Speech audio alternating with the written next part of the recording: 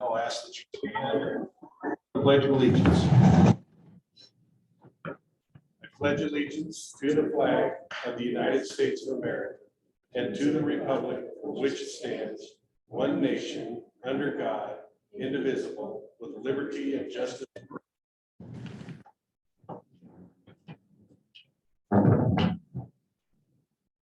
Thank you. We'll move right into roll call. Thank you, Chair Sheldon. Those of you that are on Zoom, please unmute yourselves while I take roll. Commissioner Page. Here. Commissioner Kendall. Not Steve. Commissioner Lenahan. Here. Commissioner Martinez.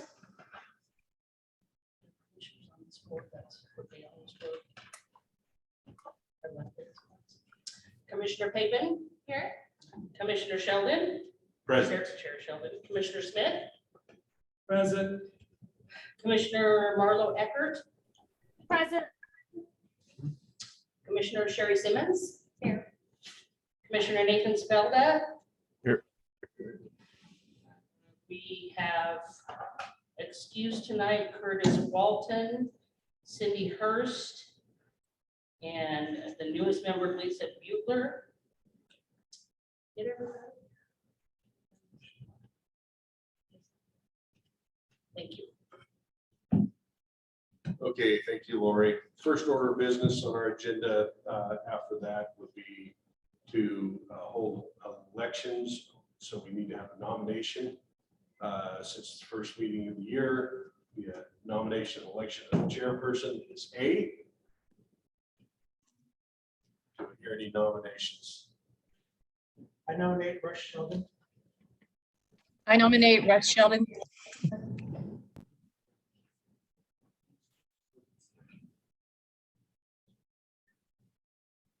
Is there any additional nominations?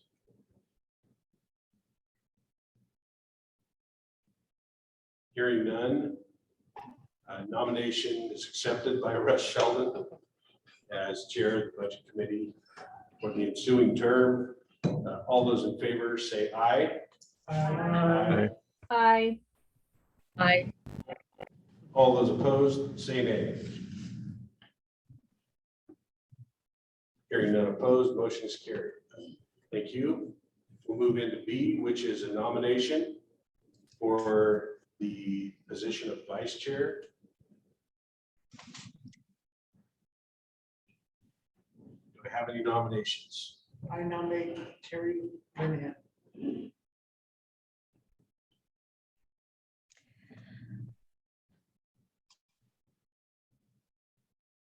I'd like to nominate Trista Papen.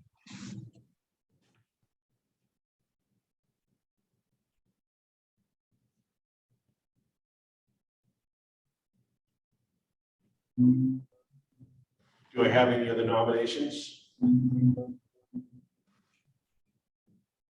So we have a nomination for Terry Linehan for vice chair and Trista Papen for vice chair. All those in favor of Terry Linehan? Excuse me, Chair. Yeah. I Go would, ahead. I would really prefer not to be vice chair if possible. Okay, so we're going to withdraw. Any objections to withdraw Terry Linehan? Hearing none, we'll move forward with Trista Papen. All those in favor of Trista Papen, say aye. Aye. Aye. All those opposed, say nay. Hearing none opposed, the motion is carried. Trista Papen is elected vice chair. Thank you.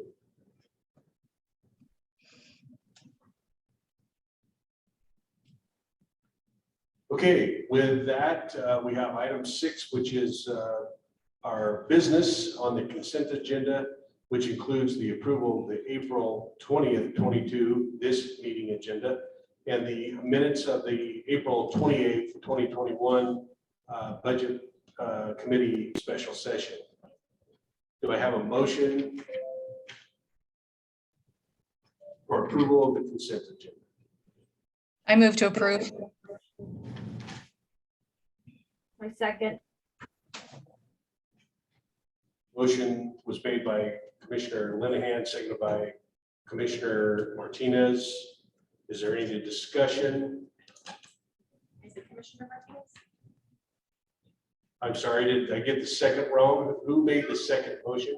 Marlo Eckert. Marlo, okay, I stand corrected, Marlo. My apologies. Seconded by Marlo Eckert. Is there any discussion? Hearing none, all those in favor say aye. Aye. Aye. All those opposed, say nay. Hearing none opposed, the motion was approved. The consent agenda, item 6, and the items under that. So with that, we'll move on to a public comment period. Is there anyone in our audience from the public who wishes to speak on any matters that aren't recognized on the agenda? And with that, is there anyone online who might have a wish to speak?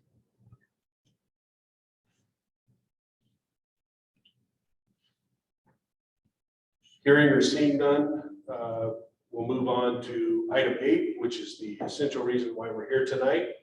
And that's the budget discussion for fiscal year review 21 through 2023. And I'll, at this point, turn it over to Andy Martin. Thank you, Chair Sheldon. You're a natural. So thanks everyone for being here on April 20th. Bill sent out, or Lori sent out an email last week kind of describing what tonight's agenda may look like and what the goals are. And really what it boils down to is it's going to be a couple different parts. Some looking backwards about, just a brief history of what biennial budgeting means. Again, we adopted this, or you adopted this, recommended this to the City Council for adoption last spring. City Council adopted it for the start of the fiscal year. That is a 2-year budget. We'll update you a bit on where some of the current spending and expenditures and revenues are, the progress up to date, and see if any tweaks will need to be made. And those would happen in the supplemental budget. We'll get into more of that later. And then sort of a look ahead to for the fiscal situation as a whole. Because as we talked about last year, one of the kind of nice parts when you do a biennial budget is in those off years where you're not adopting a new budget, you can look at some different fiscal matters. That's one of the tasks we want to do tonight, because there are some things that are worth talking about for sure. So it should be a good conversation. So I'll go through some slides. Bill and I will split them up a little bit. A lot of it's going to be based on some of the packet that was included last week. And then just feel free to jump in with questions or discussion at any time. Okay. So again,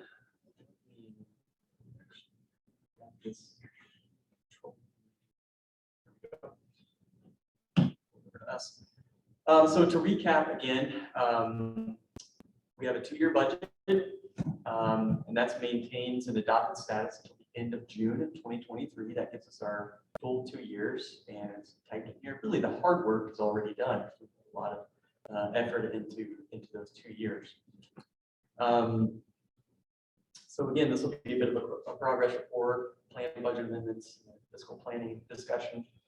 The budget calendar currently is we're meeting today, and if we need a second meeting, we would have one scheduled for next Wednesday, the 27th.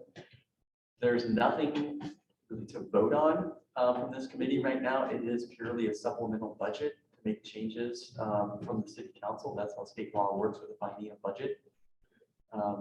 But we hope to get through the bulk of what we want to do tonight in 2 hours or less. So we'll see. People have already had a couple meetings this week, and then there's volunteer recognition tomorrow night too. What we're planning is a supplemental budget would be later this summer for City Council. So that's sort of what the schedule is there. And here are the folks here. We really didn't do a round table. And I think everyone, if you're new, maybe raise your hand, but I know Marlo, Curtis, Nathan, Sherry were on board last year, Cindy. And Lisa, are you out there? I am. I'm just online right now. Yep. Okay, great. Well, thanks for being here. Nice to You bet. meet you. So Lisa was approved by the city council this past Monday, so she's jumping right in. Did quite a bit of reading between that then and now. Okay, so those are the members. And the vacancies. Like we've done with the last couple budgets, and what we really should be doing as a public organization is trying to align our spending with whatever the goals of the organization are, and therefore the goals of the community, broadly speaking. The council went through an updated goal setting session earlier this year, kind of refined those messages, the goals and the outcomes just a couple weeks ago. It really boils down to what you see here on the screen. Goal 1 is about community engagement, and here's the outcome. You know, it's kind of creating some of the social infrastructure pieces, events, and getting more and more community members involved with their in the community and the organization. That's one of the goals. 2 is managing the growth, managing the changes. And with all of these, there's short or long-term tasks that come along with that. But really, this is the outcome of this goal is targeted growth that supports economic opportunity, fiscal sustainability, vibrant downtown. You can know that. And then number 3 is really gets at the heart of why this group is here, and it's aligning services and our community growth. It's really about, you know, hopefully getting to a point where we balance the checkbook, and providing the services that everybody wants, but having the means to carry that out and pay for that. So that'll be part of the discussion a little bit later. Okay, really simple. 3 goals, 3 outcomes, then there will be some tasks from all of those outcomes, but they really streamlined the process this year. And it will help us as staff target, and I think the council to target and narrow in on what we want the community to be.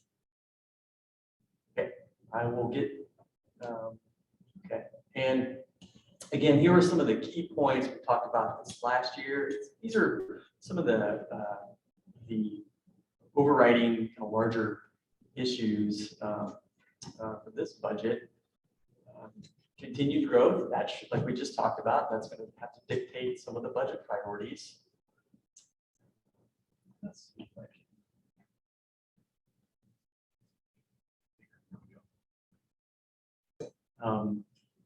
So that would have to do with urban growth boundary, that would have to do with the downtown plan, economic development, being better at communicating, utilizing the urban renewal area. Those are some of the kind of the fun pieces for community building.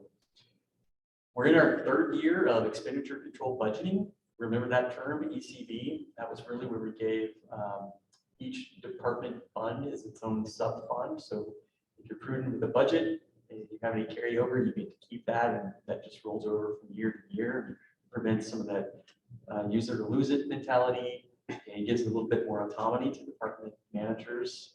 That's worked well over the first couple of years doing that. We reassigned some department personnel. We did that last year. Really, the big one is just trying to get a better sense of where our FTEs really are spread throughout the city. If you remember, we placed too much of a burden on our water fund, and it's been treated, you know, more like an ATM than it really should be. It shouldn't be subsidized in the rest of government. So we got to find a way to unwind that. But really, one of the big things there is reassigning our personnel FTEs to the department funds. You remember, we had parks was like 0.1 FTE, so we made that more of a true representation of this budget. Fuel tax fund, that was a new fund that was from the transportation bond that was created by the voters passing the fuel tax. So that's been good. We made progress there. And ARPA, the American Rescue Plan Act, that's also a new fund. And we've made some investments so far. The rules are changing on that quite a bit, so we'll have some more discussion on that this summer with the council and the community on some priorities.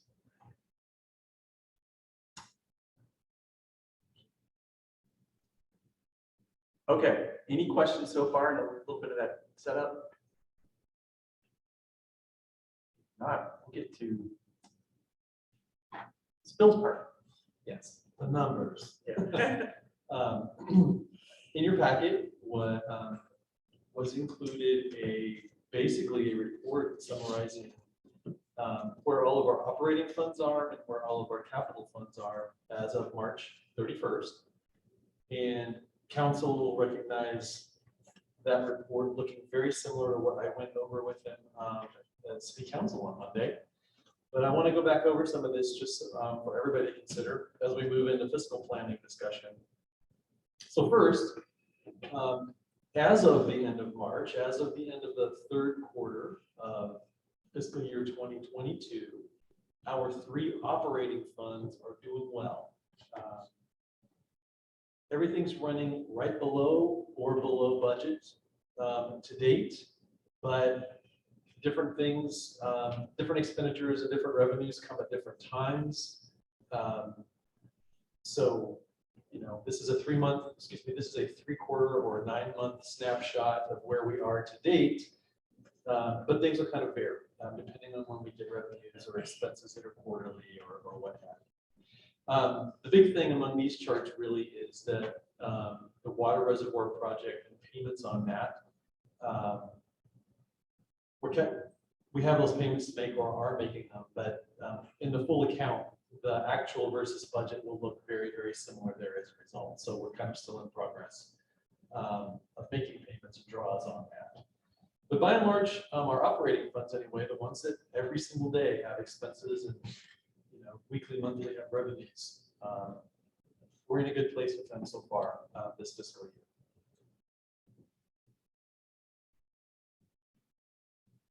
The general fund, it overall is tracking pretty well regarding expenses, and revenues so far for the general fund are coming in quite well relative to budget. So our expenses are tracking overall right below or a little bit below budget. There are a few things that we're tracking that we'll talk a little bit more about as far as things we'll plan for in a supplemental.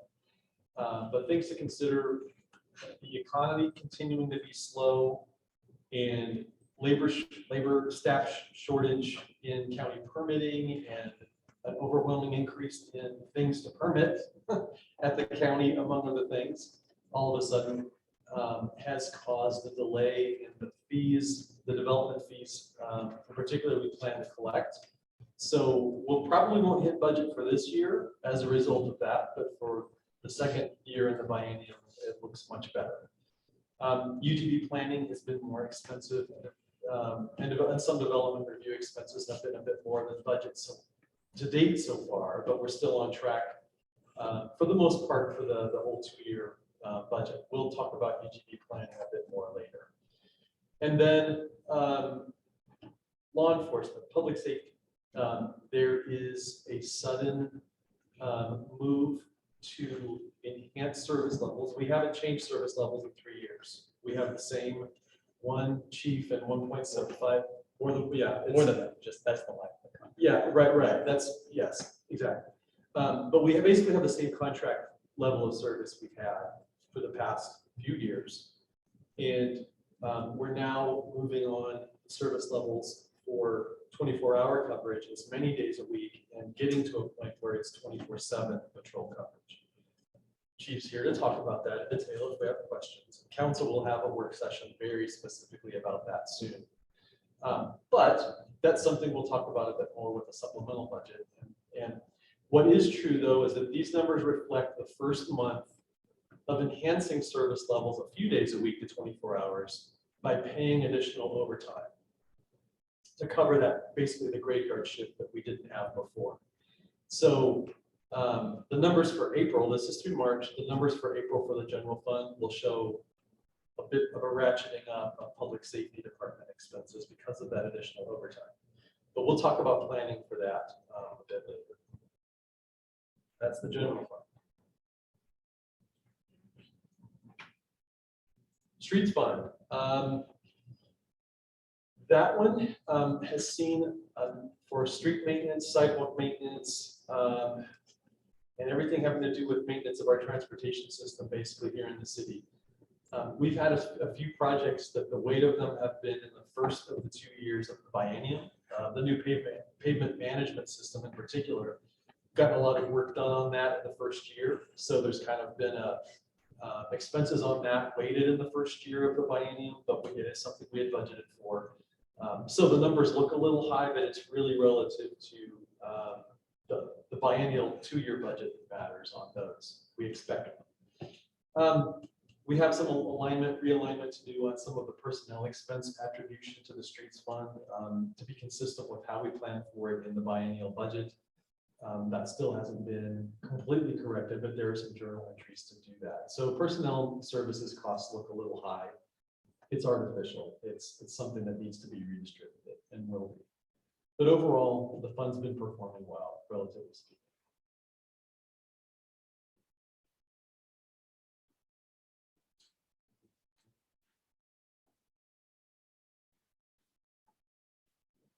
Water fund.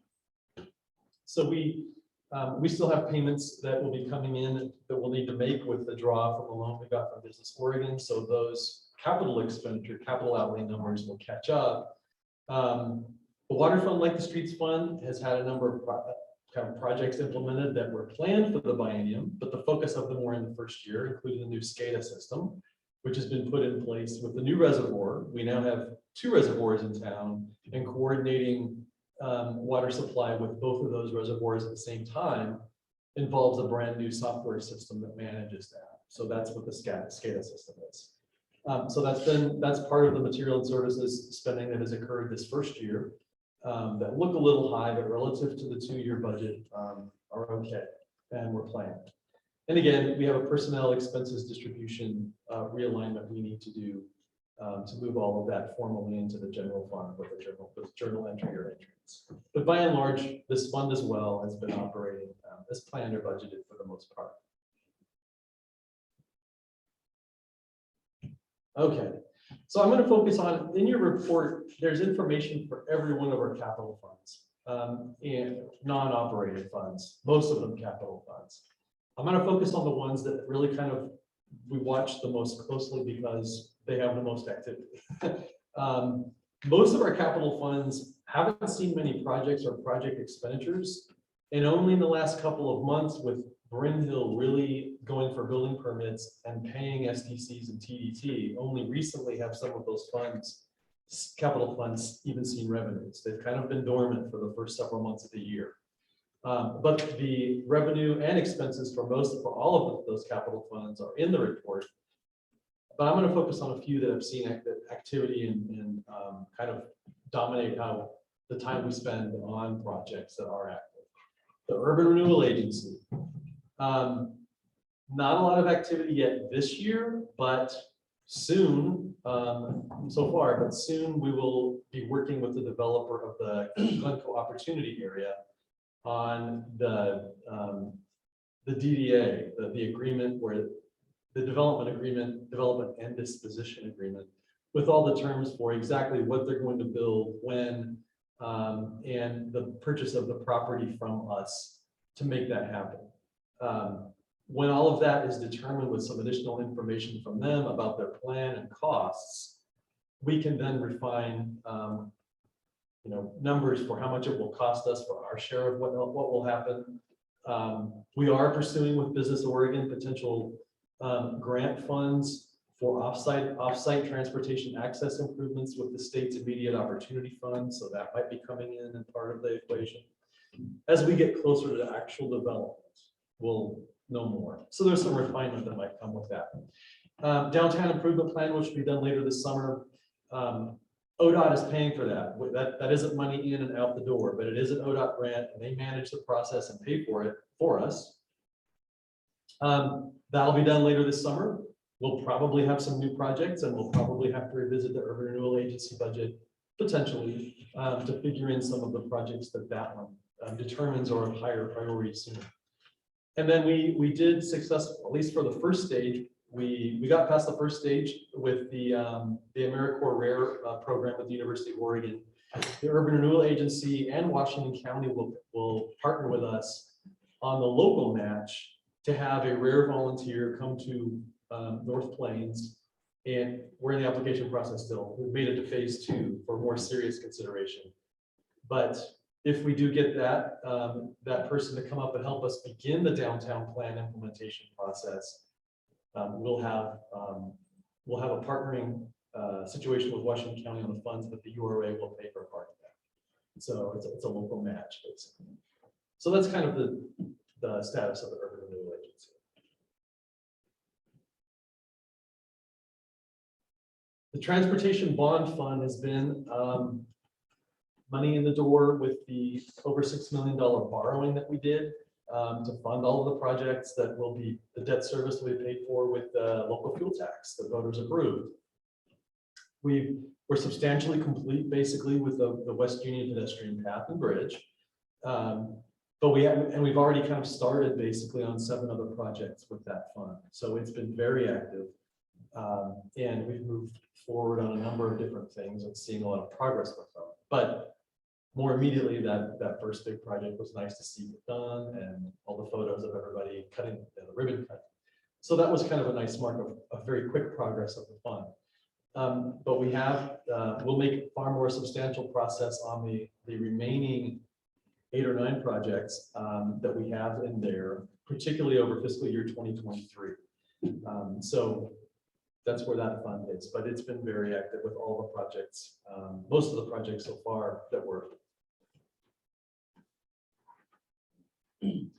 And then ARPA, this is kind of the last fund that gets asked about quite a bit, so we just wanted to touch base about it. Andy mentioned it a bit before. The ARPA fund, we got the first half of our allocation. It's over 2 years. We get 50% each year of the total allocation that we expect to get. We should get at least $450,000 from the federal government. I can't remember what the most recent numbers, but that was in the budget. I think it'll come in a little bit more, but either way, as we have worked on planning what to do with this money, the federal government has, in different stages, further and further expanded the flexibility of what can be done with the funds. Earlier on, it was kind of more strictly or narrowly worded to allow only very certain types of relief, very directly for very certain things. Uses have been expanded, and so as Andy said, we'll revisit this issue in a few months and talk about what we can now put the money towards that might have a bit of a longer term impact for the city is the bottom line.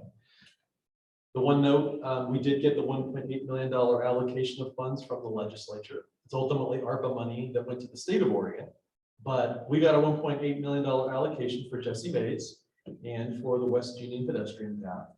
And so it's parked in ARPA. So we have this gigantic $2 million sitting in the fund, but that will be distributed later on when final project costs are determined, and then we'll take it out of that fund and put it into the appropriate parks and transportation bond fund, basically.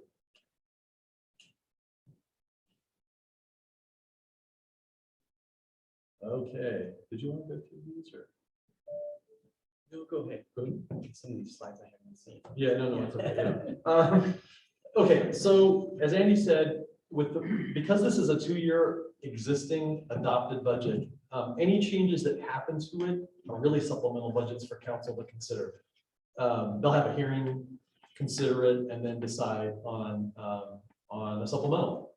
And so what we're looking at here is at a later date, coming with really kind of a big complicated supplemental budget is what it amounts to. And these are just some of the things for the operating funds that we're considering now and planning for when we do come to council.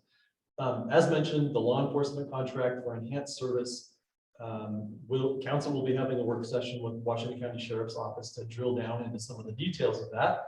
But the outcome of that will be some new cost numbers, and that will need to be part of the supplemental budget when it happens. UGB expansion planning is a bit more expensive than we planned for, which is is reasonable. That's just kind of how it is with a major process like that. But we'll come back with kind of a better idea of where that might go in terms of what we need to do. Inflation, that's in the news every day. What's also true is that various service contracts and goods are going up in cost more than 3%. That's for sure. So we're going to build into the supplemental some kind of adjustment that gives us a little more room with some of that. We are looking into a COLA that's higher than the standard 2.5%. We pull in emails from all kinds of other agencies and what they're doing about their COLA adjustments this year. And they generally range from 4 up to 5% for this year because of inflation. We haven't landed on anything or a recommendation yet, but that's how other agencies are handling it are a big part of how we're thinking about what we might do and what we propose to council. So that's an issue we're looking into for sure. The planning manager position has been filled, and she will start on May 23rd, and she will be an asset for the city. She has been at the city of Scappoose for a number of years, helped them navigate UGB expansion, development in UGB expansion areas, and significant bedroom community growth and residential development for people who like the commute from Scappoose and the Port. So she actually has spent 7 years dealing with all of the issues we're about to get into, and it's a good hire. The Public Works Director, we're getting close on being able to hire somebody. Interviews are done, but the bottom line is the job market for both of those was far more competitive than we expected. So there are going to be some pay scale adjustment with that. That's the bottom line. And then with the planning manager and the skill set she has, we can actually plan for budget for GIS capability in the city for facilities management as well as land use planning purposes.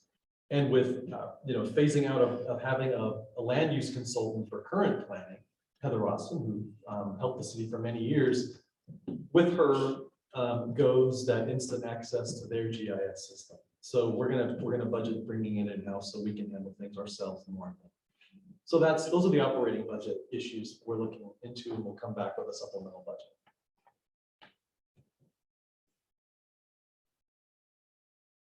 Okay, on the capital fund side, I already mentioned the $1.8 million legislature allocation for Jesse Mays and the West Union Ped Path. We'll have to adjust the budget for those.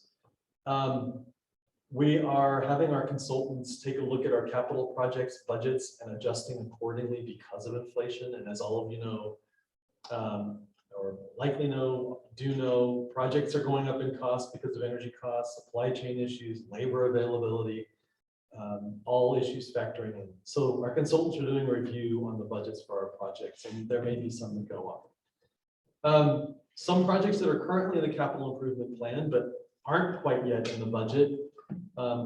We're going to add some new projects because it just makes sense to do them at the same time, like when we have a street resurfacing and pipes underneath at the same time could be done, just things that make sense to pair up. And with the completion of the capital improvement plan, it makes sense to kind of marry some of those projects. So we'll be adding a few into the budget new that aren't already there for that reason as well. The downtown improvement plan, as mentioned with the Urban Renewal Agency, we may have a few new projects with high immediate priority, recommended priority, and we might implement those into the Urban Renewal Agency budget. So we don't know yet. That's later summer to even know that. And then the GOA, when Rimble comes back to us with their pencil sharpened on, they actually have already told us, told me, us, the costs that were in the RFP response were high. To be on the safe side, and they're going to come back with numbers that are refined. So I expect some of those cost numbers to actually go down. And compared to the due diligence that we did before we went out to them, we knew they were high. So we're happy to hear that is the bottom line. But either way, depending on what they come back with and how we have to structure this, we might have to change some of the numbers in the budget for that too. But we'll see. That it's a little early for that also, but just something to think about.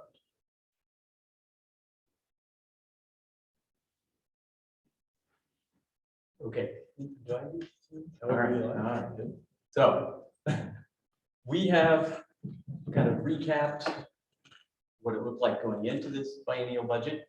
So far, so good. It's worked out pretty well. I think staff likes it. Helps us project forward a bit.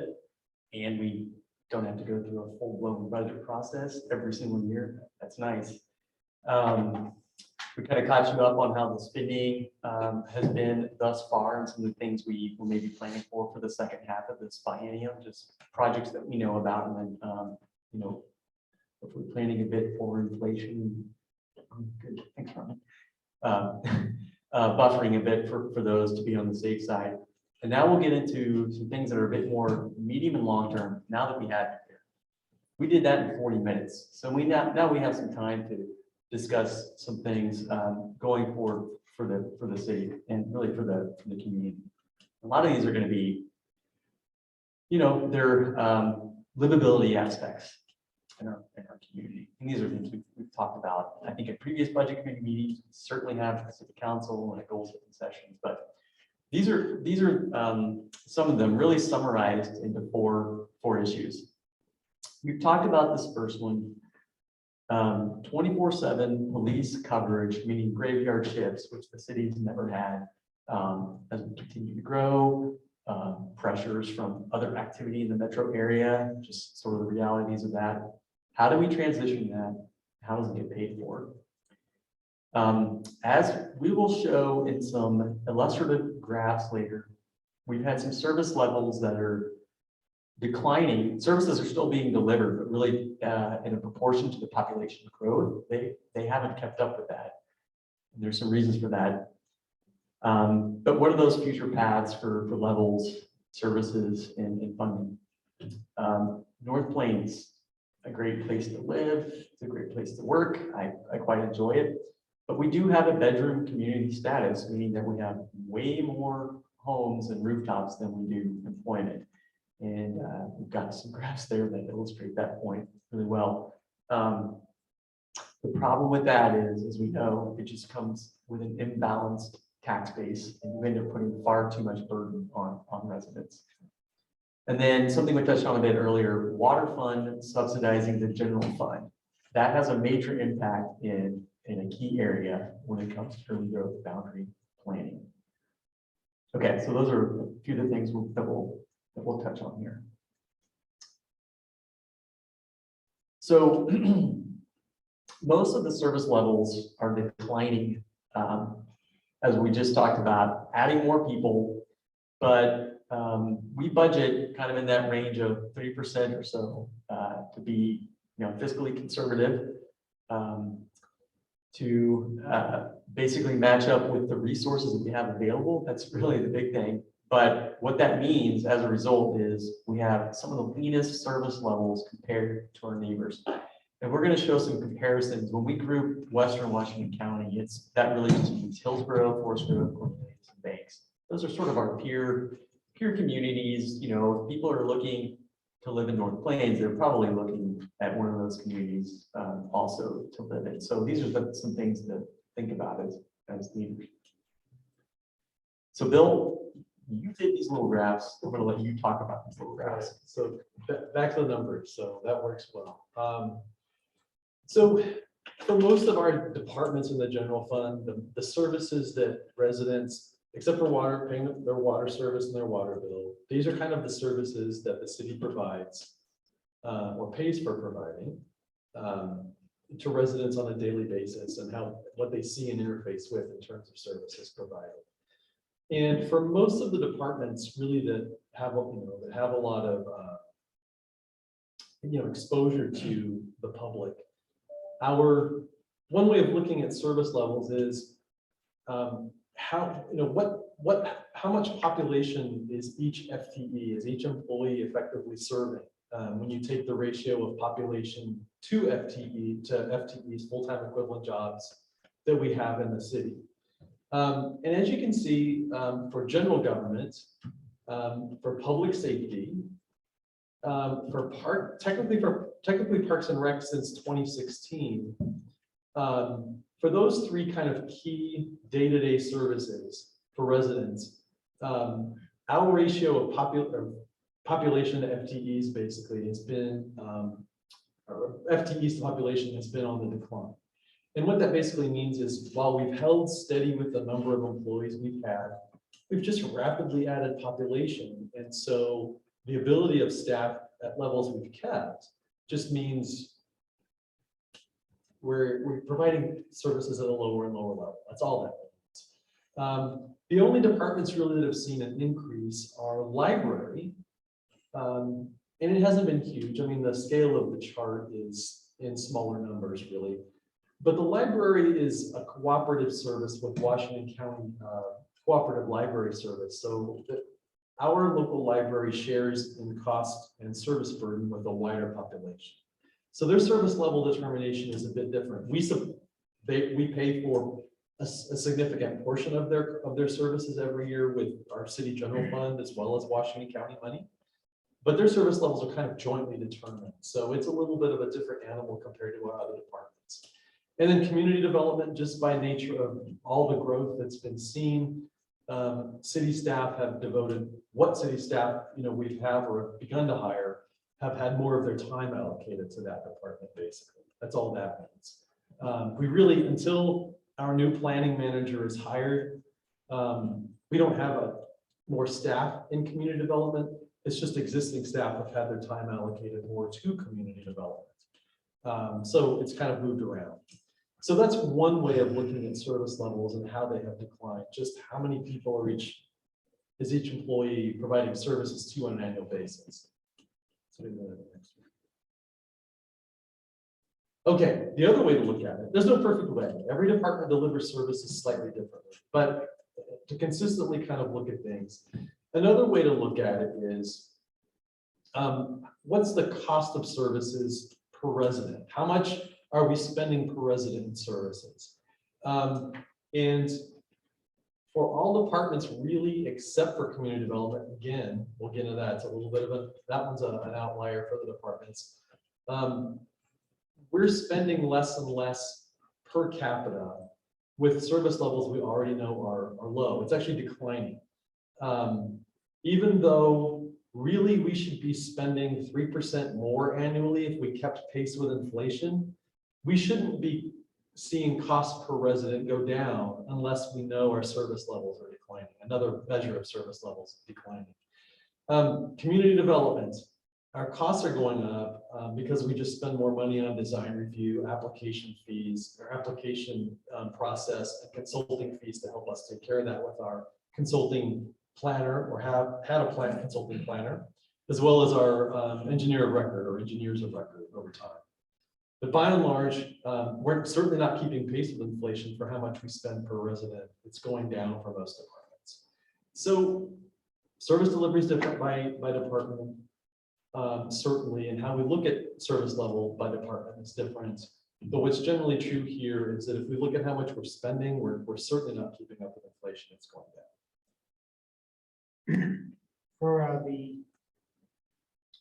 For some of the services, we outsource a lot of that. Would it be better to have them in-house? Business and then we had earlier. That great question, Commissioner Page. So that's the first one, because that's the first kind of big change we've made. When we were looking at doing the biennial budget, we looked at how much we were spending on having a consulting planner and how much we expected to spend with the growth coming. And it was a very easy decision, all in the cost of paying for that consulting. It just made sense to bring a staff person in-house. So when we see an opportunity, we'll do it. And that's an example of the very first one we've kind of looked at that way. Would there be numbers with the ROI on that, which is how long? Right now we're having a growth spurt, but for many years we didn't. So is there a point of where tips like if you do for the next 5 years, it makes sense? Beyond that, we don't know. And what's the projection for that? Yeah, well, the reason, great question again. The reason really we don't see an end to that being worthwhile. As we'll get into the UGB planning process, we have to plan for our population to nearly double by 2040. So we don't see an end to growth. Is there a break-even point? Is it like after 100 houses? It makes sense. Is it hasn't been new ones like that, or is it after 200, whatever the, I guess it just depends on the priorities that you have for the position. There's always code updates that, you always have to be diligent and do so they're that. not doing new houses, they're doing something else. Yeah, long-term planning, strategic planning. That's, that was one of the major discussions we have with this person. Well, we'll have a lull a little bit with development once Bryn Hill's built out, and we're gonna be doing nothing but sort of long-term infrastructure planning, concept planning, things like that for the future, and code updates. Our planning commission is very active. Will we get to see a presentation about the break-even point? for that? We don't have one prepared for a break-even point. No. I was on that slide. You can, he asked right towards the end of that. Okay, now we're small. Okay, yeah, more small print. So this is basically a collection of comparisons of how much money, what the annual expense is per capita for each of these different departments and services that they provide, how much North Plains spends per capita versus how our 4 neighboring peer group cities spend per capita. Just to kind of give a comparison. And what's true is that for most of our services, we provide a lean level in terms of expense provided per capita. General government, that's just kind of management of every administration, covering insurance for everything, all that finance, all the fun stuff there. We're cost competitive with all but Hillsborough, actually. We come in right around Cornelius's cost. We're a little leaner than Banks and Forest Grove, but Hillsborough, with their resources, spends quite a bit of money on that service. Yeah, for statistic and graph purposes, we can throw Hillsborough out of there, right? Because they're an outlier. They have Intel throwing money at it because they have taxes. I would probably be comfortable taking Hillsborough out of there so you can get a better graph. Well, So like Hillsborough and everybody else that does that. but really that Hillsborough is the point of this in a way. Hillsborough has, and we'll get into this more. Forest Grove, if anybody from Hillsborough, city of Hillsborough is calling in, hi there, before I say what I'm about to say. Hillsborough has spent years developing an employment tax base, and not at the expense of the other communities around here, but all of the other communities share the problem of Hillsborough having the tax base and the rest of us having problems of varying degrees providing services because we haven't been able to grow the same way. So Hillsborough is included in all this because we shouldn't have to aspire to be Forest Grove. We shouldn't have to aspire to be Banks. We should balance some aspiration. Hillsborough is an outlier. I'm not saying North Plains should be or could be exactly like Hillsborough in terms of its services. I'm not even saying North Plains should be exactly like any of these cities, but it should be recognized that for a number of different services, Hillsborough has done a great job being able to pay for high levels of service, and the rest of us have tried to have to figure out how to get anywhere near that. North Plains being outside of the Portland Metro UGB and controlling its own destiny more can shoot for something closer to Hillsborough and not feel like it has to be like the others. That's why we include Hillsborough. They've done a job, they're successful. And it's something to think about in terms of how North Plains plan maps its future. Yeah, this is the spectrum of where we are. For Yeah, service. okay. I'm going to say that Hillsborough is a complete outlier. It's not a vision community. It's home for a major manufacturing, and it's a high cost manufacturing. So the data you have there is totally irrelevant, size proximity towards us. So you want to have a good graph, I would say throw them out, because it's an outlier. But if you want to do it because it's close to us, and they spend a lot of money, just compare ourselves to them, that's fine. I'm going to say the data is bad at that. Okay. it's only bad in that, I guess I would disagree. It's only bad in the sense that it's very different from North Plains and the other cities right now. But this is about the city of North Plains planning its future and knowing what Hillsborough does as part of informing how North Plains plans its future. So it's good to see it. It's part of the full spectrum. And I think if we didn't have Hillsborough in there, it would just be the other 4 communities, all of whom share kind of being at the will of not will of, but kind of being at the short end of the stick, so to speak, in terms of employment growth and tax base. Yeah, they're in the wake for sure. So I'm saying maybe we should prepare ourselves to live in the wake and not by the battleship. That's fine. Okay, so anyway, sorry. So I just talked about general government, public safety. We are quite a bit behind in terms of vertical height on the chart. We're quite a bit behind all of our peer group cities in terms of our current service level as measured by service cost per capita per resident. Again, Hillsborough's way out there. But Banks, Cornelius, and Forest Grove are quite a bit higher than us right now. And with as population is added, as long as we keep the current FTE service level in the current contract, that number is going to decline, relatively speaking. So it's just one measure of where we are. Library service, we're kind of in the middle of the pack, actually. We're right around, actually, we're pretty competitive with how Hillsborough funds its library in total, library system in total. But again, due to some odd, and we have visited with Washington County Cooperative Library System, due to some odd nature of how funding has happened over time for North Plains, our general fund does pay a higher percentage of our library expense than other libraries get out of their city general fund. So we're working on that. But we're in the middle of the pack there. Mayor, will you send the committee this PowerPoint? We would be more than happy to. Mayor Linehan, we will definitely do that. And then Parks and Rec, we have barely a presence. We spend $20 per capita, excuse me, $24 per capita. We really don't have a Parks and Rec department. And on the community development side, per capita, we're actually kind of spending about the same. And a lot of that's because of the planning and the growth that's come our way.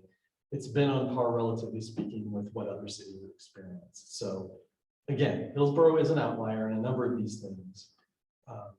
But seeing the full spectrum is good for figuring out where the city wants to be.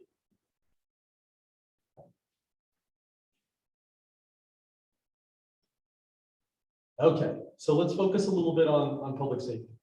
A lot of numbers in this chart. What we wanted to do, though, was show you what we have in the budget in the biennium for both fiscal year 2022 and 2023. And then in the green highlighted columns, that's an estimate of what the fiscal year expense will likely be by adding overtime expense to cover some graveyard shifts and transition to 24/7 coverage. So we have opted to work with Washington County Sheriff's Office to add $90,000-ish annually in additional overtime to cover some graveyard shifts to give us a few days a week that have 24-hour coverage.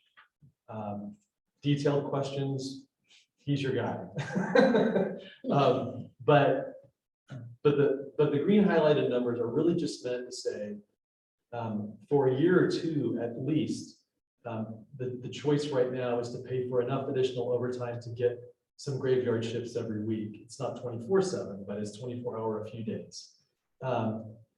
And the cost difference is there for comparison. So in the budget for fiscal year 22, we have just over $578,000 budgeted for, before the credit. It's actually, this is the last year of the equipment credit that we got. So it's actually in the budget for about $537,000 for 1 year of public safety expense with Washington County Sheriff's Office. With the addition of overtime, $90,000-ish for a full year. That arrangement will really only be for the last 4 months of the fiscal year. So really what we're going to see is actual expense being closer to 570 or maybe even 575, depending on how that shakes out. I know that we're having some trouble filling that shift for various reasons. We'll drill down into that at the work session for sure. But we are looking, but this is just kind of a more somewhat realistic expectation of what actual costs will be. Fiscal year 2023, we have in the budget closer to $600,000. We don't have the equipment credit anymore starting next year.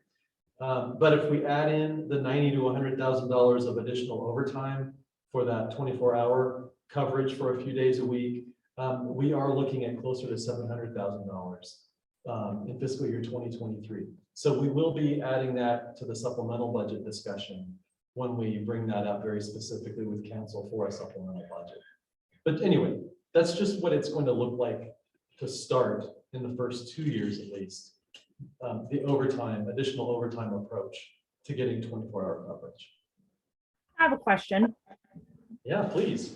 Is there any intent to hire an additional officer instead of doing overtime? That is a great, that's a great question. That is exactly what council will be discussing when we talk about enhanced 24 permanent or true 24/7 coverage. It will involve a significant change to the contract with Washington County Sheriff's Office. Chief Haxton and his team at Washington County Sheriff's Office have given us different scenarios for how staffing can be increased in different approaches to providing all shifts needed to meet a 24-hour coverage 7 days a week.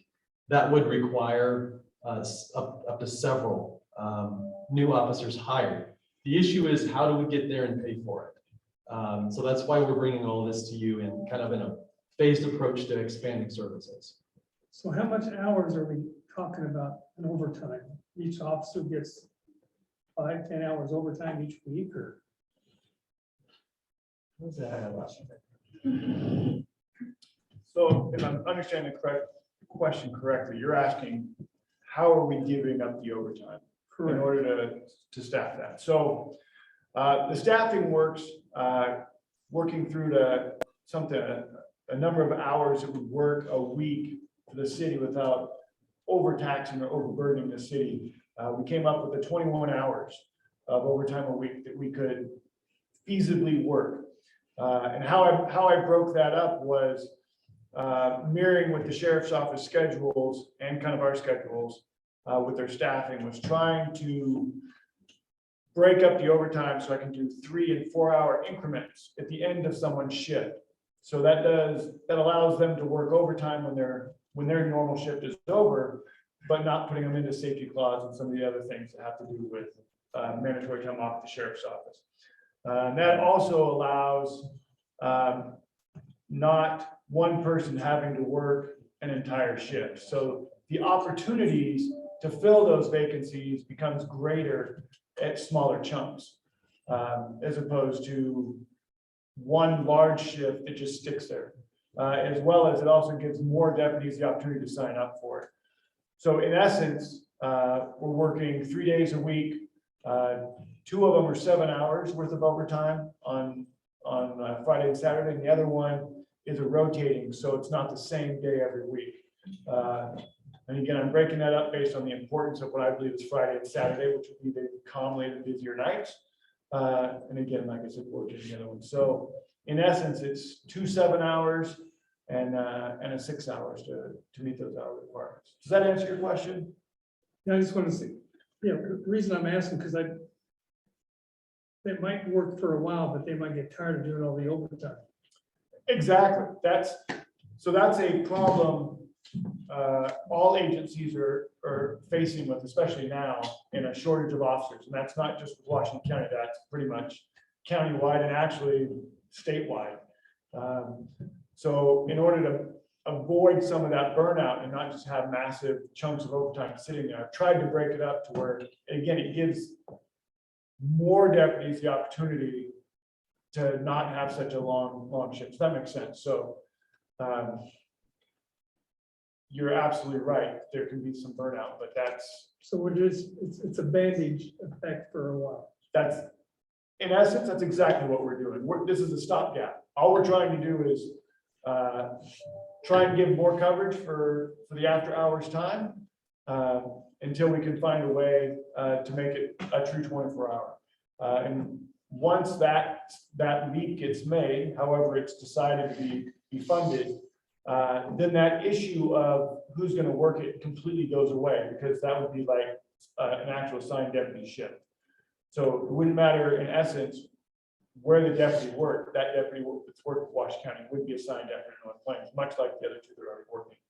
So that's one of the things once we actually get the contracted 24/7 or more deputies out here. Yeah, that makes more sense. It solves the overtime issues, because right now we're at the whim of deputies signing up for it. Well, they get paid $91.57 an hour. So I'm in. You hiring? Yes, we are. And if you'd like to apply, we would love to have more people to apply and join the force. So yes. Is there a cheaper way to go besides $91.57 an hour for this? Is there a cheaper way? We'll discuss this further, but right now, for 21 hours, $100,000 a year, that's $91.57 an hour for overtime. I know that when I was hourly, I worked a lot of overtime because I loved it, but that's pretty good pay. I mean, $91.57 an hour, that's more than engineers make. That's Yeah. great. Just remember, and all of us deputies are very aware of, it looks like a big number, that's not what the deputy's pocket. So that's what's being charged because of the expenses of the sheriff's office is, you know, their cost is to cover that. But again, that's not what the deputies are making. Do you know if we're using data to support, so like, are we checking AVLs to see if they're actually in North Plains for those charges? Or are we just doing a flat rate for those hours? Is there monitoring versus, you know, if they're getting calls or supporting, you know, OSP or anything like that? What's the story with that, just for my curiosity?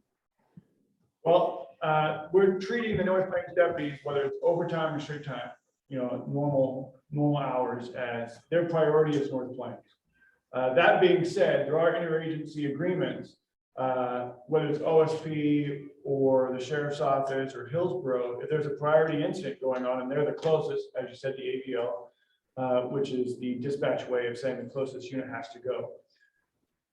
So yes, there are times that those deputies, even on overtime, may get tasked out with those calls. However, what I will tell you is the sergeants, and I'm tracking the overtime and what's being spent. But I can tell you that the sheriff's office is very good at, if that deputy is going to be on a call outside the city for any length of time that's normal and just they can't get back to the city, then they're not charging that overtime. So that overtime, then those deputies would still be overtime, but that now transitions to a Washington County overtime, and they stop charging North Plains. So that's happened several times where I'll look at the overtime and go, this is an odd number of overtime considering what we're scheduled. And I'll speak to the deputy or sergeant, and it's like, they were going to be tasked onto this crash or whatever it is for hours. So we stopped charging North Plains once they went there. So they've been very good at ensuring that the time being spent in North Plains is actually in North Plains where you're getting charged. And that, again, that's a priority, whether it's overtime costs or deputies actually working the city. It's again, North Plains is their primary responsibility, and that's where they should be spending the vast majority of their time. Thank you. And then last question, is mandatory overtime part of this? How does that work over here with North Plains? No, we are not at the sheriff's office in patrol at this point, mandatory overtime deputies. Okay, thank you for answering all those questions. You're very welcome. Okay, any other questions with this slide? No, we'll keep going. I'll near the subject. So, of course, if we want to have this enhanced patrol, if we want the goal to be a true 24/7 coverage, how do we pay for that? A lot of the prelude to this was showing service levels in comparison to other cities. Those kind of have their own issues in different departments, but really, if we're looking at public safety, we have really kind of one option to look at here. Or I guess we have two, but the first one is what we've been doing. And we're phasing to that sort of longer graveyard 24/7 coverage with overtime, like we just discussed. What that's doing is just taking out of the city's reserves. So, we do have a bit of a rainy fund that we're able to build up each year, but what we would be doing in this next budget year is not contributing anything to that. So we're whittling down from some of those reserves and reducing that to pay for the overtime.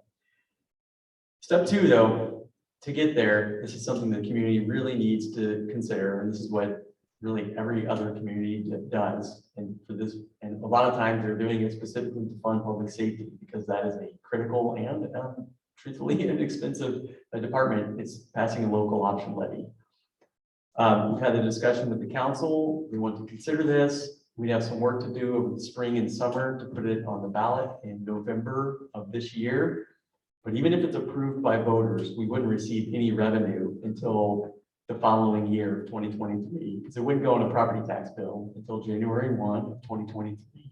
You don't receive any property tax revenues until later that fall. So we'd still have a year, a bit of a gap. And like Chief Axon just said, we'd be doing some stopgap measures, and we'd be using the unspent reserves to fill that gap. Until then, we've been doing a lot of modeling on what a levy could look like.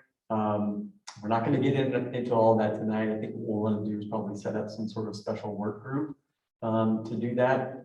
Because if we do place something on the ballot in November, it doesn't have to be filed with the county and Secretary of State until late summer. So we have some work to do that. I think it would be good to have a work group probably consisting of some city councilors, some budget committee members, maybe a member or two of the public to really get that feedback. But if we don't do it, we're just depleting our reserves, and we're further tapping into the water fund. And both of those are really not sustainable solutions for really a community that has a lot of there's a lot of potential to be a great community, and we need to be able to set ourselves up for success. And really, at this point, all we'd be doing is benchmarking ourselves against other communities, as we'll show here in just a second. So, a local option levy, what effect would that have on the general fund? Well, it wouldn't solely benefit public safety. If you remember, we started this when we went to expenditure control budgeting. This is one of the points. We wanted to show in a pie chart, a simple pie chart, what these different departments, kind of what their reliance is on our general fund. Those are property taxes, those are franchise fees, those are different citations and various other fees. As we recognized a couple years ago, this number kept growing. It was, I think, 43% when we started this process. It went to 45. Now it's at 48. This will only keep going. This blue will only get bigger. So when you have a levy, so for instance, let's call it $2 per thousand. Right now, the current property tax rate in North Plains is $2.17. If you did a $2 levy, you'd be able to enhance patrol and really shrink this blue down to something more sustainable. But what you're doing is also freeing up funds in the general fund for other services. Look at that slice, 1% for parks and recreation. We get asked by residents all the time, why can't we have a parks and recreation department? This is one of the reasons, and this would help to be able to expand that services. And basically, play around with any sort of levy amount. All that does is kind of shrink this blue area, and you're able to enhance these other areas as well. There would still be some general fund support for public safety. There always is. No levy that I know of covers all of police. It would be a large one. So there's always going to be some general fund support, but really the goal is, if that line went here, you're talking about 4 quadrants or so of a more balanced approach for the different departments, and it's a bit more sustainable. So that's not only, and oftentimes you'll see other cities, they don't just call it a police levy, they'll call it a parks, a library, and a public safety levy, because really all of those general fund departments benefit from that. And I think that's something important to convey. And again, this is where North Plains is currently. The blue represents what is your local permanent tax levy. So in your property tax bill, you'll see Washington County Sheriff's Office, you'll see one in the county, the WCCLS, the library, you'll see HSD, the school district, a variety of, of different agencies. But the local one, really, that's only dedicated to North Plains is $2.17 per thousand out of that entire bucket. These are what these other communities do. Yes, we do have Hillsborough here, but it's just showing, even Gaston has a larger, their permanent levy is $6.60. But all these other ones are supplementing what their permanent levy is with a local option levy to really fund those exact things we were just talking about. So North Plains is at 217. The next lowest community is Banks, and they're at $4.32 per thousand. And half of that you can see is from their local option levy for police and fire. So these, like I said, we'll have more work to do, more discussions to have. I think this would be a great sort of dedicated discussion for a work group looking at what a local option levy can look at. And we don't come to putting these slides up lightly. It's taken a while to get to this point, but to continue on the path of being a great community, there's some choices we gotta make. And I think that's the end of that section about the levy. So we can get to some of the other things, but it's still, we're going to talk fiscal planning, and it's all part of that. Okay, so just a few slides to kind of talk about where we are really getting in our tax base. So this first one is just a demonstration of really what our jobs housing balance has been. One of the findings of the EOA, the Economic Opportunities Analysis, kind of nailed down. We know basically how many households we have because of permits, and we now know a formal count of what our population is and how it's been growing. What we didn't know until January, was where our economy has been over the last few years. And the end result is that while we've added roughly 300-ish homes over the last few years, we've only added 130 jobs, with a bit of a reduction due to COVID in 2020. So our jobs housing balance hasn't been great. It certainly hasn't kept up with population growth that we've had. And with only about 25 acres-ish left within the city for any kind of employment related development. The far west property over on West Union, they're looking at, there are plans in the works for something over there that will likely look more like what happens in Hillsborough for industrial development. And then the Glencoe Opportunity Area property, that's our 25 acres, roughly speaking. There isn't really much room to add many more jobs here. So with Bryn Hill developing, our jobs housing balance is going to further sink, relatively speaking. Thank you. Okay, so Portland State's forecast for us, we have to, by state law, plan for having 6,746, my eyes are getting blurry at this point of the day.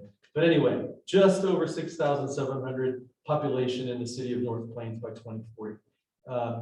We don't have voter approved annexation anymore, haven't had it since 2016 because of the legislature. So we're given a number from Portland State and we have to plan for that. That's just how it works now. We're currently at about 3,500. So we're looking at just under doubling in population. We're looking at continuing to be a smaller community, but we are looking at, for us, growing quite a bit, relatively speaking, and we have to plan for it. So to balance all this out, we have to plan for employment to be here, so that employers are paying property taxes and fees, and a number of other different revenue streams created by employers being here, so that residents aren't overwhelmingly the ones footing the bill for all the services and infrastructure upkeep around here. That's the bottom line. And maybe they can actually work here too. and not have Yes. to commute out of town. Great point. Wouldn't it, yeah, I think the chart's in here, we'll get to it, but we have 20 residents who live here and work here. That's it. From census. From data, census, yeah, that's it. It's quite a pattern. Okay, so here's one of the core problems that we have. Right now, North Plains' property tax base is 77% residential, okay? Second worst among our peers. When Bryn Hill is done building out, we will have among the worst in Washington County, but certainly in Western Washington County, we will have the worst reliance on residential development in our tax base. Well, 83% of our property tax base will be residential. And that just simply means that overwhelmingly our residents are paying for services, when in other communities, the balance is different. So that's the current look at it. And it's great to have Hillsborough in there. Again, it is an outlier, but as you can see, with Hillsborough getting so much employment, do we want to shoot for being like Cornelius and Banks and Forest Grove? Or do we want to shoot for something different and higher in terms of balance between residential and employment uses paying taxes to support services? What do we want to shoot for? But right now, 57% of Hillsborough's tax base is employment. And I think it's something to consider as North Plains, again, we're not in the Portland Metro UGB, so we have more control over our own destiny, planning for what our employment base as a percentage of our tax base pays for services. So it's good full spectrum perspective with this. Okay, so here's the kind of the root of the problem that we have, being a bedroom community and becoming more and more of a bedroom community. Okay, so I went through and looked at every single revenue type that comes into the city that can be attributed to residents and households, whether that's property taxes they pay, whether that's water fees they pay to the utility, whether that's shared revenue we get from the state or the county for motor vehicle licensing, for whatever, hotel motel tax. Any revenue stream that comes into the city that's population, resident count, and household count based, we bring in per household $1,785. That's fiscal year 2021. Okay. At our current levels of service, fiscal year 2021, all of the services that we provide to those households comes to $1,859 per household. Every single household that's here and every household that moves in a new home, we lose money at the level of service that we're providing.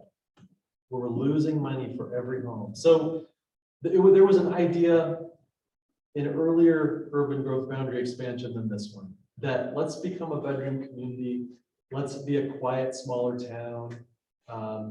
But let's be a bedroom community and adding population. And the problem is that service provision to those households costs more than we bring in.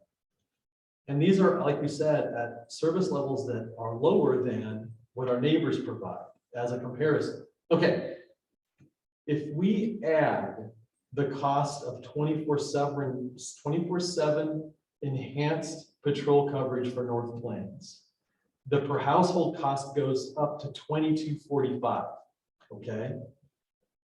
But we haven't done anything about revenues to pay for that. So the gulf is there's almost a $500 loss per household if we don't do something about our revenue structure to pay for 24/7 coverage. The gulf gets bigger, we bleed more money per resident. And the core of the problem is the same problem every other city in Oregon faces. And it's why all of the other cities we've looked at, except for Gaston, because they have an unreal permanent levy rate at over $6, $6.61. Costs go up for services at constant service level, $4 to $5 annually, 4 to 5% annually, when inflation is low. That's not the case right now. But typically in a low inflation year, costs go up 4 to 5%. property tax bills in Oregon because of Measure 50 can't go up by more than 3%. So every year, the services we provide to each household go up 4 to 5% at least. But the revenue we get from that same household, property taxes, doesn't go up by more than 3%. It's the 3% cap every year. And that's ultimately the bottom line of being a bedroom community, and why making room for planning for employment to come and invest and be taxable is so important. Our neighbors, the other neighbors average, they spend an average of 25 per household. So we don't have to be exactly like all of them on average, but we can aspire to higher levels of service than we have now. And that's the idea. But we do have to do something about revenues to pay for it over time.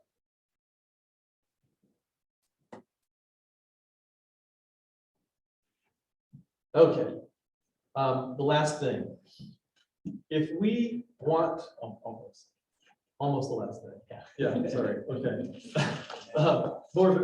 So if we want to expand the urban growth boundary, we're going to have a big.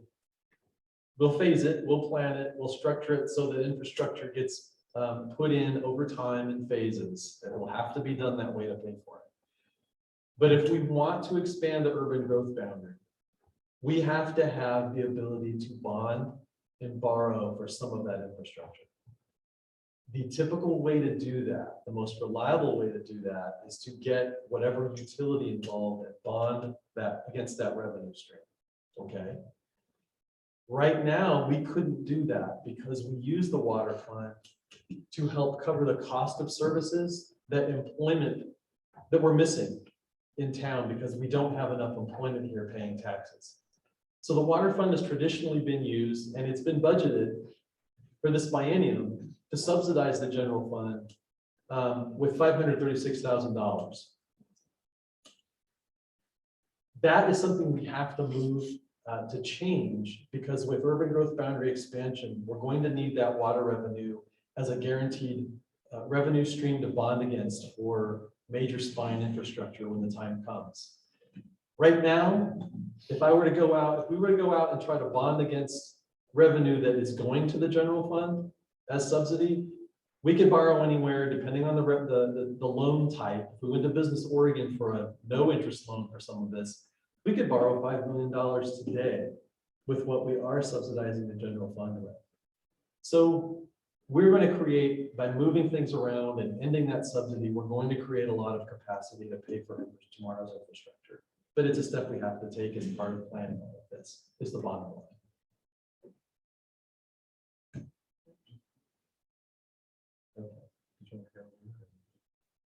Keep going, man. You're on a roll.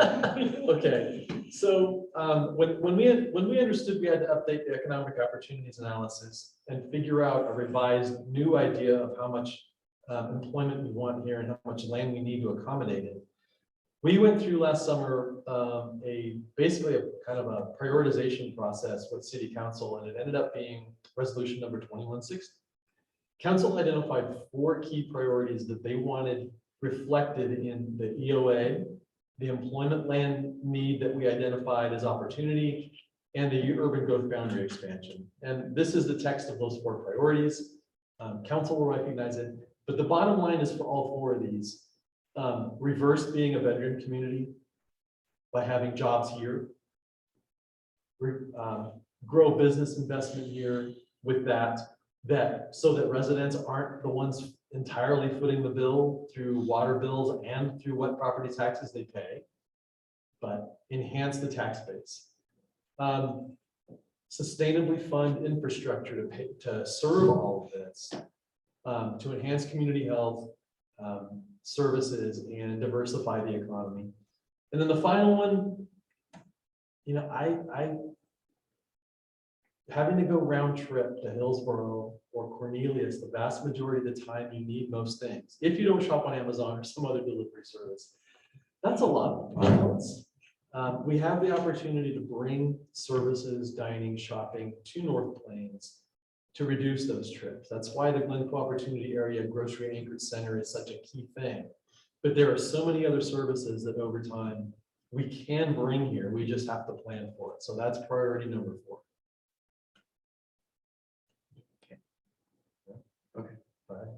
Okay, so how do we do the EOA? We actually had our consultants go out and interview and work with a number of people to kind of get as realistic a take as possible. We don't want to be pie in the sky, but we also don't want to undercut what our opportunities are. So we talked to and worked with people from Business Oregon, Greater Portland, Inc., kind of the regional economic development entity. It kind of serves the business community, isn't really a city municipal thing. It's really a private economic development entity. We've worked with Washington County. We've had conversations and data sharing with the city of Hillsborough and some of the other cities in Washington County. And then via Business Oregon, we were able to talk to a few national industry recruiters who are familiar with Washington County and the Hillsborough area market. And then a number of different regional brokers that specifically handle industrial development in Washington County, and particularly the Sunset Corridor. So that was our methodology for figuring out what our opportunity is. We kind of went out to the people who do it, who actually do it, and understand where North Plains is in a sequence of things. All right, drum roll. Here's the fun part. Here's the fun part. Most have seen this. Yeah, so most have seen this. This isn't a big new thing. But what our consultants identified in talking to all of those people is that the state, not just the region, but the state is chronically short of or do not have enough industrial sites and land right now and haven't for a number of years.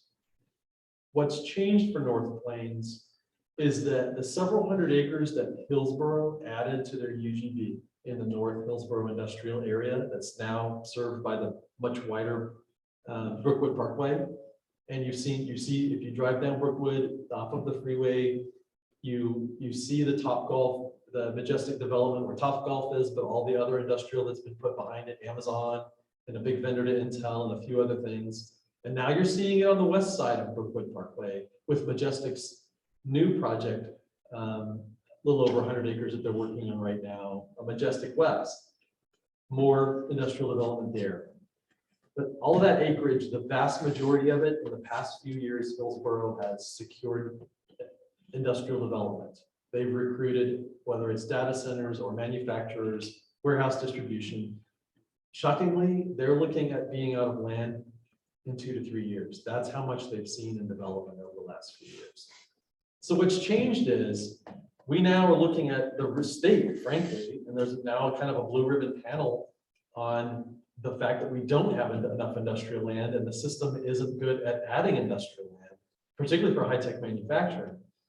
All of a sudden, North Plains is the next exit down from Hillsborough, who really doesn't have any more land anytime soon for development.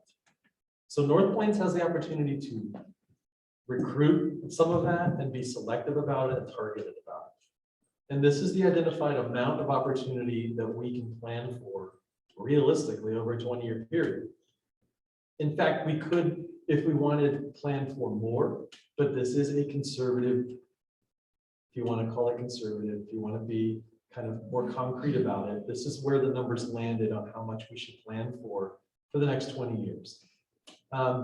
Little over 500 acres of different industrial uses over 20 years, and a little over 172 additional acres for different commercial uses. Most of that kind of office business park looking, but up to 72-ish acres for retail as well, for those services that we don't currently have, but we can in the future. We can plan for that to be here. We're just kind of at the cusp of things changing, and we're close to Hillsborough and its near-term shortage of land, and it'll be a few years before they can bring anything online. So it's kind of a unique window and opportunity for North Plains to take advantage of this. And these are the resulting numbers. Let me do this. You can take a break. You're good. I need to drink water. So people might see a number like that and really not have an idea of what that might mean. And this is something we talked about last summer with the council. So we took a drive down to North Helvetia and took some of these photos. It really would, what we're envisioning is something that would look like North Hillsborough or the Helvetia area just off Brookwood and 26. Different industrial parks, some data centers, some high-end manufacturing, supply chain for Intel and other similar industries, office and business parks, kind of a mix of those things. And that's really just borne out in the interviews that Bill mentioned earlier with brokers and developers. That's what we would be envisioning in North Plains. So I hope, people, they wouldn't envision strip malls or something like, it's not going to look like TV Highway. It would look like something that would be more like North Hillsborough, kind of clean. Typically, they have their own security. There's not a ton of traffic that comes out of those. And if we, a lot of late 2022 and 2023 will be concept planning the growth areas that we have to make sure we can mitigate and balance any sort of impacts that may come with industry. But we started doing this process, and that's when stories started coming out of Oregonian and things like that about, man, Oregon just lost a big Intel plant to Ohio, and they started forming these task forces. It just kind of lined up as we were doing this, that North Plains, again, not being in the metro area, but being in just kind of in the right drive shed, right in the location to Hillsborough and everything else that's going on, can have a big role to play in Silicon Forest. So these are the sort of images that we want to convey for folks when they may envision this. And we're at the end. So again, talking about some of the fiscal services and fiscal sustainability issues that we've been talking about. Expanding the urban growth boundary, that's a medium-term strategy. Over the next couple of years, we'll be doing a lot of work planning that, modeling the infrastructure projections and how do we fund those. That's in the medium term. Long term, increasing the taxable employment base and net investment. That's a long-term strategy. We probably won't, we're not going to reach the Hillsborough level that we were showing on those charts. It would be pretty it would be very unexpected if we got Intel's next campus here in North Plains. We're not planning for that, but could we have a lot of that industrial area that you see that feeds those Intel campuses? That's really what we're looking at. Part of the economic opportunities analysis, this is one graph we spared you, but what it does do is show a lot of different land types and acreage types. 5 acres, 10 acres, 20 acres, 50 acres, 100 acres, different parcel types that you should be planning for based on the sort of industry demand, industry need. So we have that in the EOA. It gives you a sense of how things may parcel out as we concept plan the area. We've talked about this, having to sever ourselves from the waterfront dependence to not only save for other capacity in the general fund, but really to do some revenue bonding for future capacity and future infrastructure. Something we'll do here in the short and medium term. A local option levy, also known as an LOL, that doesn't make a lot of people laugh, I don't think, but that is one of the few arrows that we have in the quiver to look at for revenue enhancement, especially if we want to commit to increased public safety and actually to have things like the Parks and Rec department for community development and community mobility. And water rates, that's something we'll have to look at as well, depending on what happens with sort of our economic prospects. Water rates are already on the higher side of in Washington County, although all the other communities have been raising theirs, so we're probably going to be right in line with the rest. But we're going to do as much as we can to not have to impact that for residents, and also that would be we'd be sacrificing competitiveness for industry too. But just kind of on your radar, those are the things that we'll be looking at. So that was a lot of information there. But these are some of the questions that the city council, us as staff, will be looking at. We'll be wanting some community input, obviously, over the next months in the next year about these service levels, about the near-term revenue implications. especially for us, city council and staff, what can we do to conserve capacity in the water funds? We're not so heavily reliant upon that.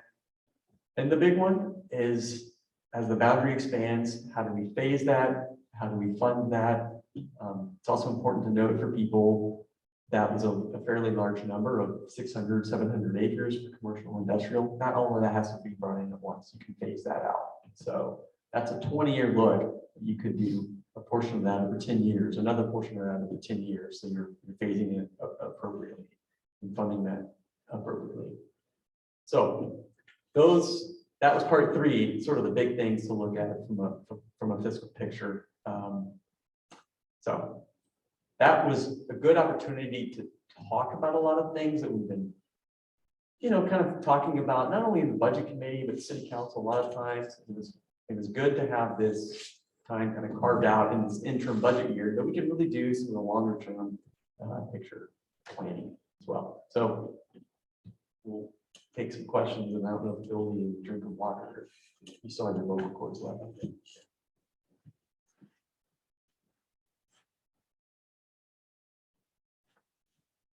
Anybody online, if you're still awake, we're open for questions. Nothing from me, thank you.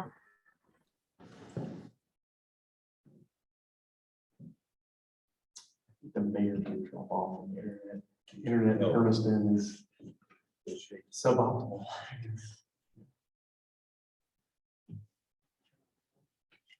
Well, I think I'll make a comment. I think we're headed in the right direction.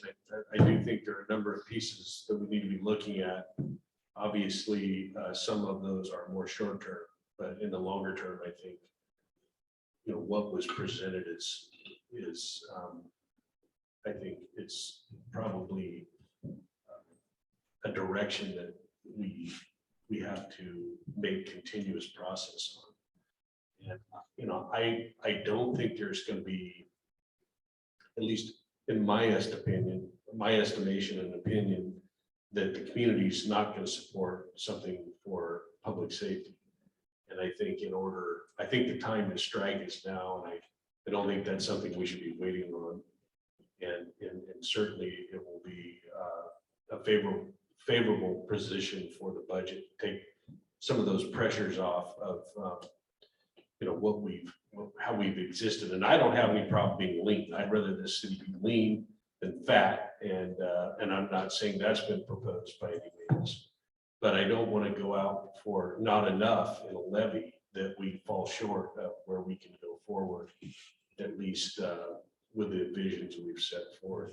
And I think as far as comparison to Hillsborough, as far as James goes, I can understand where you're coming from.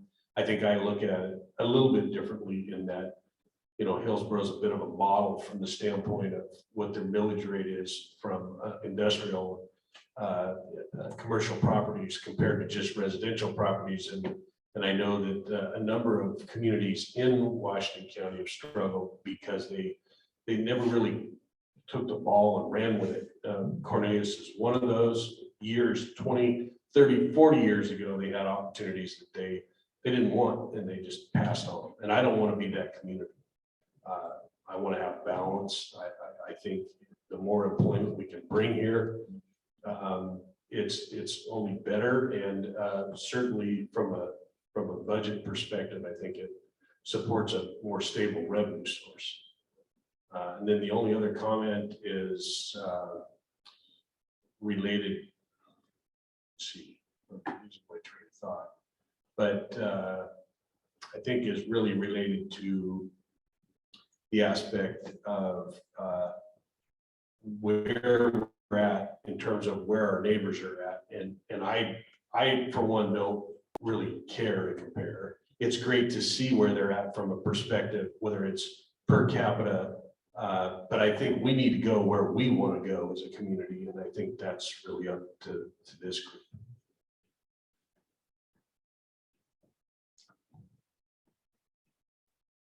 Well, I'll make a couple comments. I think that's right. That's the point. It just helps to have some benchmarking too, but you're absolutely right. What is this community like? We are going to have, we just kind of put the finishing touches today on part 1.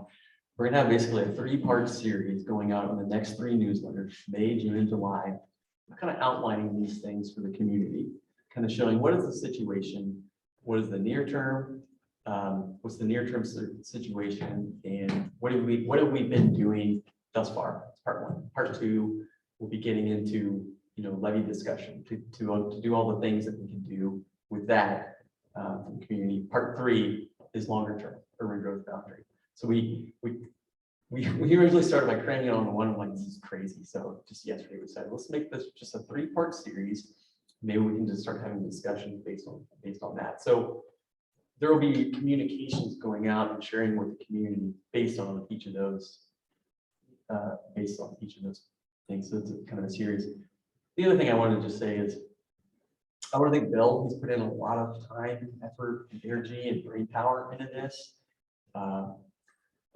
I love all of our employees. Lori here is dedicated, does a great job, but every day I'm very thankful also that I hired Bill, and convinced him to take a chance and work here, because this is really great analysis. I would have never been able to present this information as clearly and as convincingly. I don't think. That's just not my wheelhouse.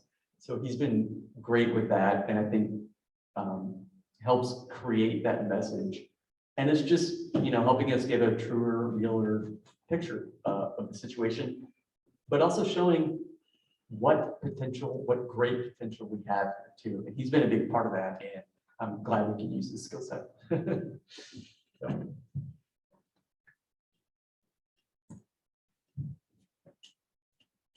Any additional questions or questions from anybody online?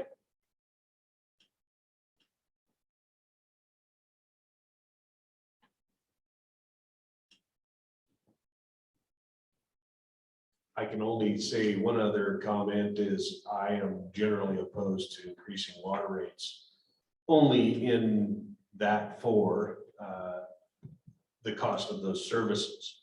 And that's a mistake the city might have made I think they made a long time ago, because it's not tax favorable. That the water line that went in, instead of having a bond, which was tax deductible, essentially you can't do that with your water bill. And I think our rates are high enough at this point. We need to explain and educate our constituents why they are where they're at, and that's fine, but that we can't put constant pressure on water rates to gain revenues. I don't think it's a good sell.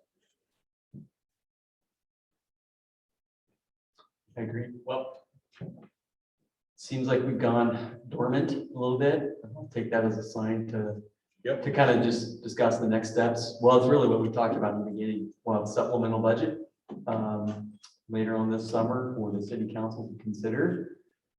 This group didn't even have to meet according to state law, but I'm really glad we did, so folks could kind of see where we are 1 year into this 2-year budget cycle, and also hear some of these other issues, because that's going to be a lot of the work and a lot of the communicating with the community later this year. So if your neighbors, you're having a beer with them or something, or what the heck's the city doing? There's some context here, and we're trying to not only plan for the short and the medium term, but also for the future, and do it responsibly too. So thanks everyone for being here. And I do think we'll have this conversation with the city council, especially regarding a levy. I think it would be nice to have some sort of smaller contained work group to have a couple meetings to, ponder a lot of the information that Bill's put together. Most of the modeling he's already done. So it's just kind of packaging those things for folks to understand. And we'll have an opportunity to communicate with the public this year too, using the feedback and hopefully some recommendations from a kind of a standalone work group. I think that would be a good thing. So anyway, those are the next steps there. Okay, well, unless there's any additional comments, I do have a final comment from Madam Mayor. She sends her apologies. She's in an area where there's a storm. She's up in Hermiston at the LOC, and she just kept getting kicked off. But she's got a few questions that she'll bring up later, and she'd like to get the recording so she can hear how things ended here. And with that, unless there's additional comments, We'll ship out these slides. While Lori, send that to the group. okay, we're adjourned. Thanks, everyone, for tuning in.